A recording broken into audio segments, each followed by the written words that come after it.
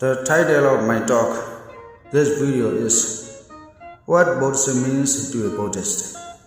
To a Buddhist, Buddhism is not a religion in the sense in which the word is commonly understood, but to him or to her, Buddhism is a practical method of life to show how to live rightly, thereby happily and peacefully, in spite of the unrest that is prevailing in the world.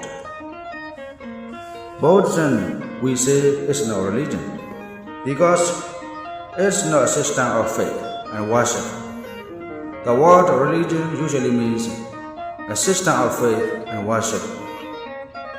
But Buddhism is a way of life, and it's also a way of understanding the conditions of life, so that a Buddhist may be able to live in harmony with other people and also with the laws of righteousness. Buddhism is founded on reason. Therefore, it's a scientific explanation of the natural laws of life, and not a set of dogmas laid down authoritatively. There are no dogmas in Buddhism. We know what a dogma means. A dogma is a rigid system laid down by authorities as representing the truth it is. So to speak, an arrogant declaration of one's own option. In Buddhism, there are no such dogmas, but they are laid down as sort of facts and principles for us to live by, for us to follow. Buddhism declares the laws of righteousness, the universal law, the laws of cause and effect, Dhamma Niyama, proclaiming that man is the master of his own destiny. He can mold his own life according to his ideas as a Buddhist. Buddhism removes that fear of death, which haunts every untrained mind. Buddhism is the right way of life, which is neither optimistic nor pessimistic.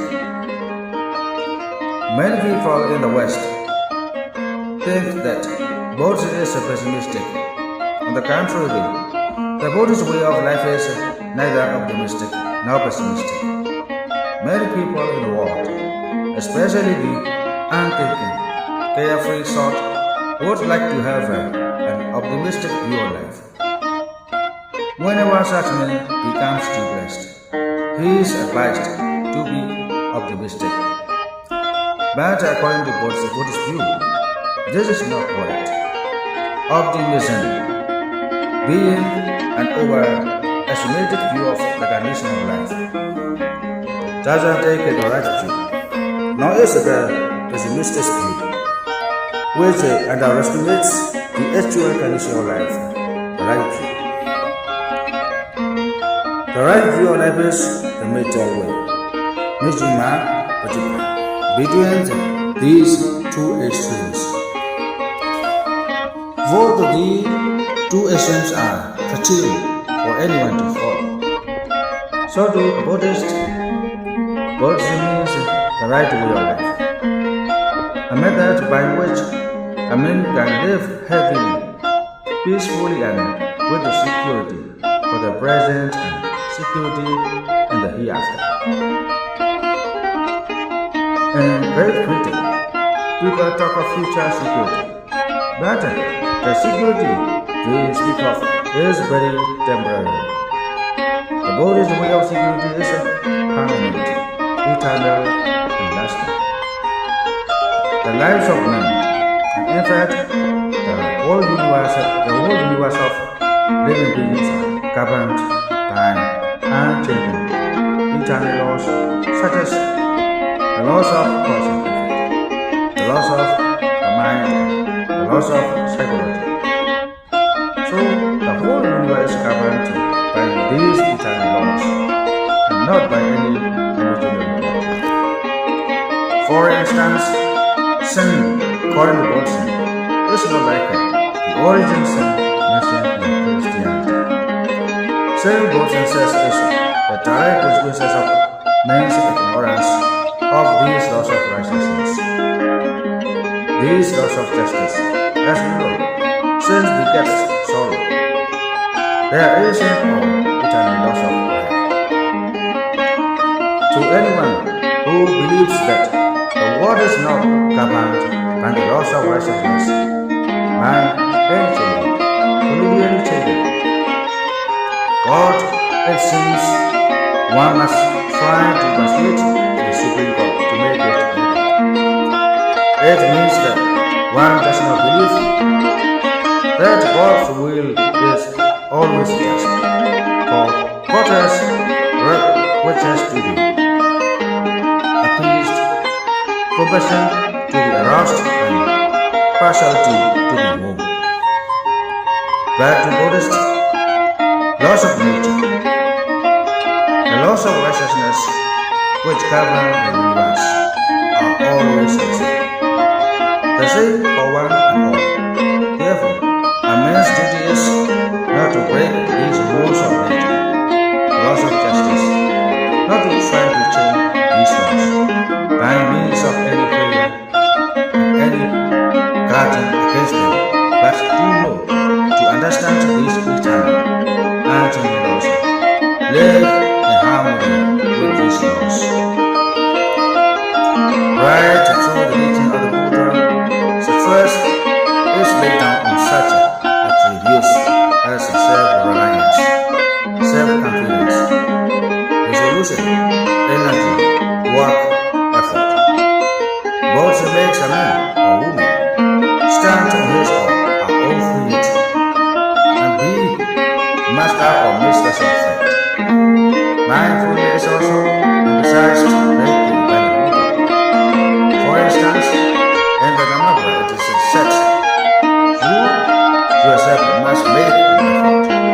The Buddha's own teachers. The thoughtful who enter the way free them from the bondage of sin. Again, in the same way, mindfulness is the path of immortality, sloth the path of death. Those who are saturnus do not die. Those who are slothful are as if dead already. By deathlessness, the Buddha means Nibbana. All other conditions, all other lives are full of death, continual and ended. Also, the Buddha said, it is in many scriptures, either directly or indirectly, that it was through his ceaseless efforts and unshaken perseverance that he attained Buddhahood, the highest state of perfection, that is supreme enlightenment. Yet the Buddha does not take a monopoly of his Buddhahood.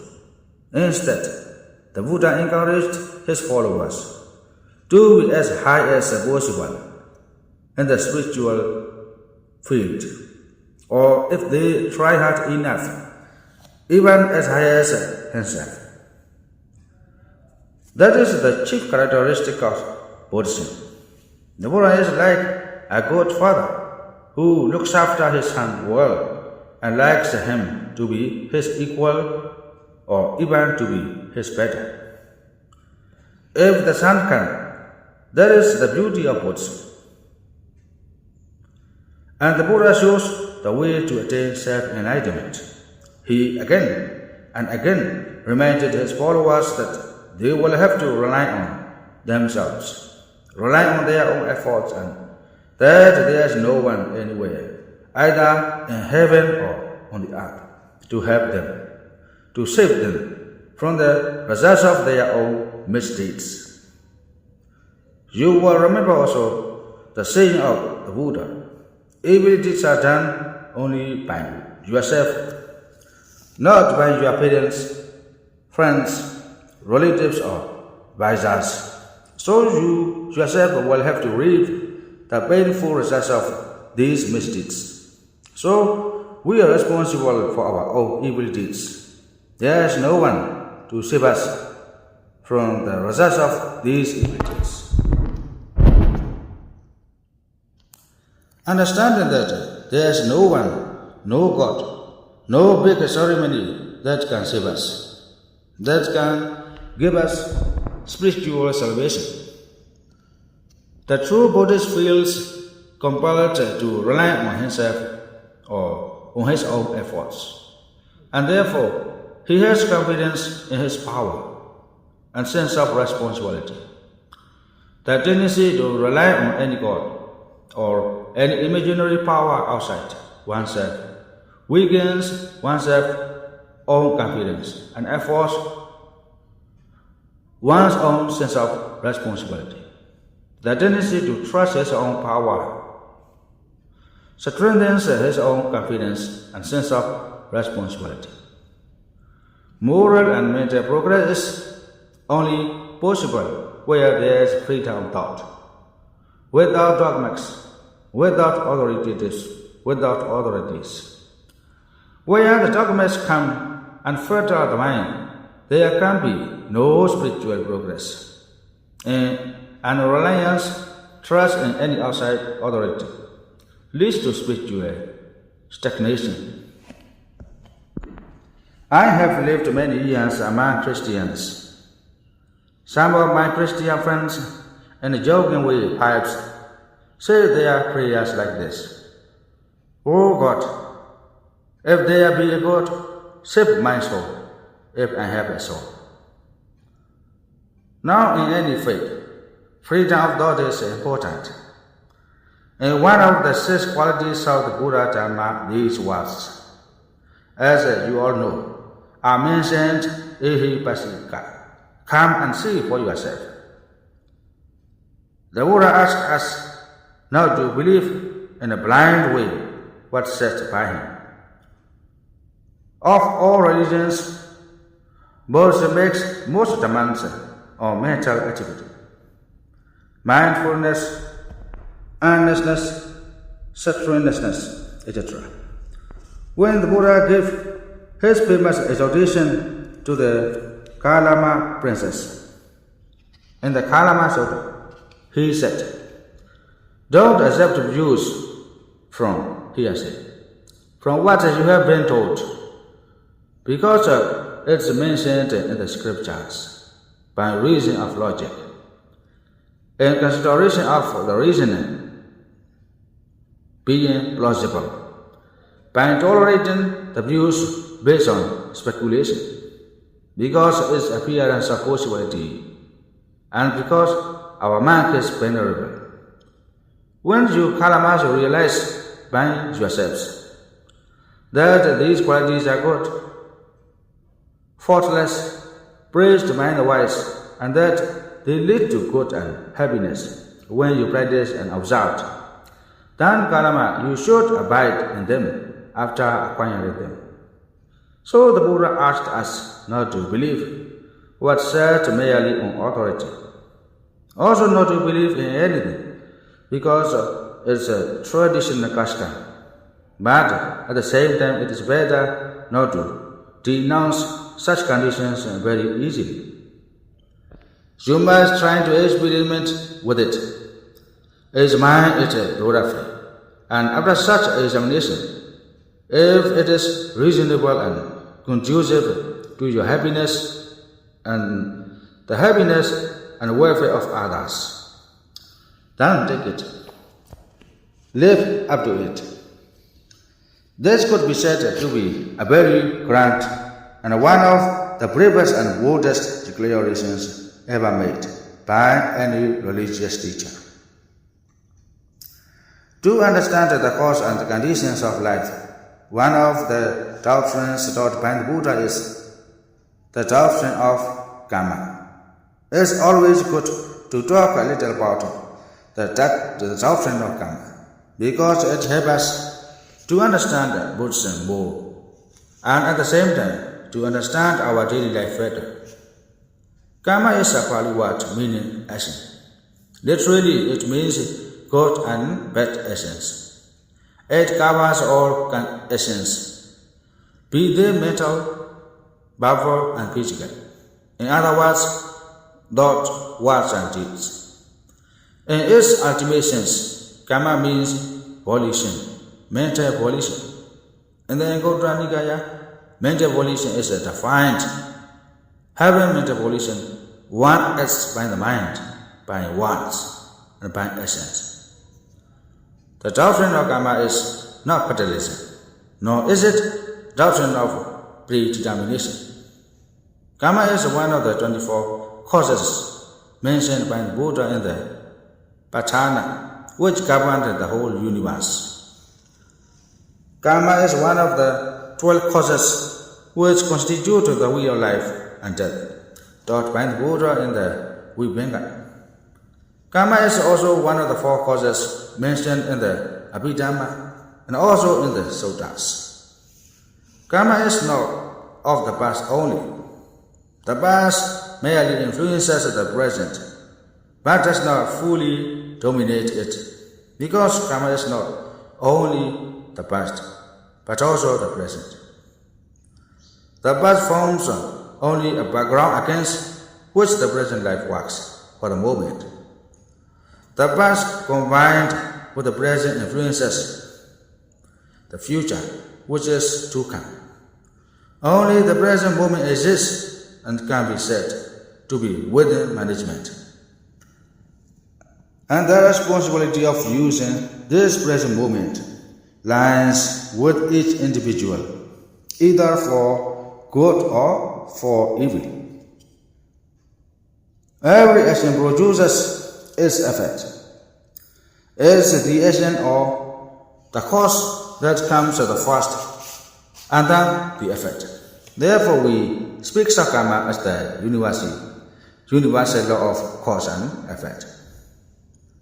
Let me give you a very common example, which has been given many times. For instance, throwing a stone is action, which is a cause.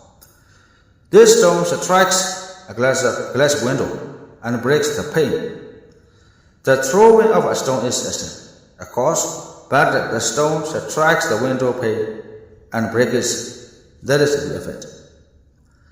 The act of throwing a stone at the window is the cause of the breaking of the window, and the broken window is the effect. This effect in its turn becomes a cause for further suffer or effect. For instance, the wasting of money to replace the broken glass, because you have to replace the window pane and waste your money.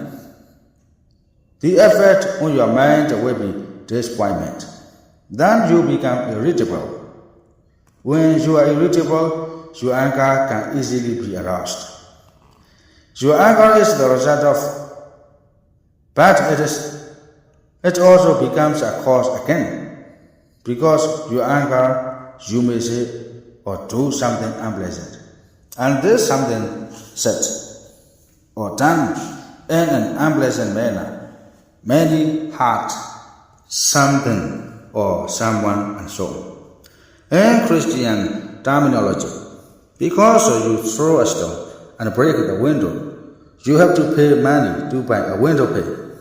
The whole series of causes and efforts leading to the final result is regarded by them as a punishment of God. In Buddhism, there is no room for God, who would come and punish you. So, to continue with my example, when you get angry, you may say something unpleasant to somebody who may reply by saying something equally unpleasant to you. After that, if you are not careful, this may lead the two of you to furious quarrel. For two persons, this may lead to a fight. Between two actions, this sort of then may lead to a war.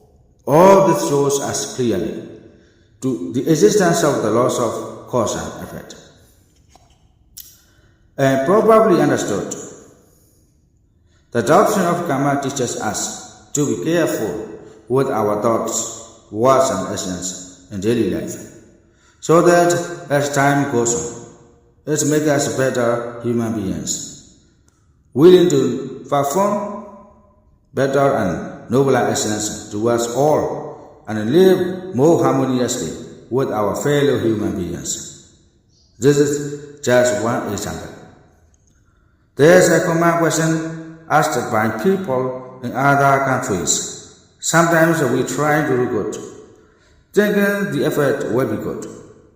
But in some cases, the result or the effort turned out to be just the opposite. The effort is bad. In our locality, a cunning, grasping man is called a shrewd person. The more shrewd, the more wicked, the more greedy he is, the more he is praised as successful here in society. Again, among the dogs, the strongest and fearless dogs gets the best bone. So, where is the working of your laws of cause and effort? Where is the justice of this doctrine of karma? Well, as for that, not only in Australia, for the questioner was an Australian, but in other parts of the world as well. Cunning, greedy people are generally praised as if they are the conquering heroes in society. So you too may ask, when shall we get good results for the good that we have done or are trying to do? The good we have done seems to be very slow in bearing fruit. Then there was another man who told me that while he was engaged in saying his prayers aloud to God, somebody, his neighbor, came and told him that he was making a lot of noise over it. So he said to me, I was trying to perform a good act in good faith, but the immediate effort is bad, very bad. So your law of karma does not work out well for us. I said to him, though you may be worshipping God for a good purpose at the moment, in order to know why the man came and insulted you, you will have to think over what you did or said to him either that morning or the day before or sometime in the past. Then you may be able to find some cause why he came to insult you. People are to forget what they have done to other people. So when the result comes, they think it comes suddenly or that they are taken by surprise. It is not always sudden or that they are caught by surprise. It may be that you do not remember what you have done, and the cause may be entirely misunderstood. Therefore, whatever comes to us is always just and must be accepted in the right spirit. If something very unpleasant happens to us, we should not be proud of it. It just shows that our good karma has come back to us bearing good fruit. If anything unpleasant occurs to us, we should not be angry, depressed, or disappointed. But we should keep calm, realistic, that bad karma has come back to us to remind us of our past mistakes. Whenever something comes to upset us, let us try to be good. And let us never be worried, excited, or angry. Let's make a firm resolve within ourselves to live rightly by trying to understand the work of these laws of cause and effect, called the law of karma in Buddhism. This is what Buddhism means to a Buddhist.